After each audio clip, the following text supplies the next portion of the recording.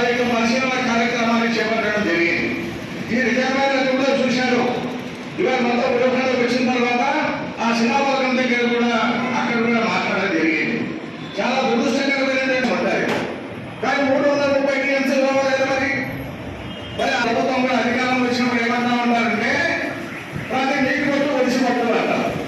వారికి మట్టి కొట్టాను. ఇందాక ఇవాళ రామకుమార్ గారు జలసాధన సమితి ద్వారా మాట్లాడుతూ చెప్పారు ఆయన.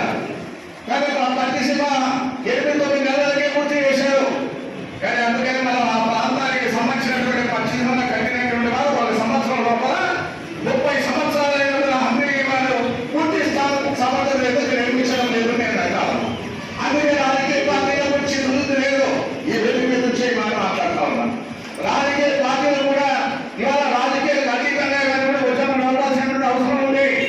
ఇవాళ వర్షం కూడా మనకి శాపమే అనంతపురం జిల్లాకి. ఇవాళ దశాబ్దాల తరబడి కరువు వస్తూ ఉంది.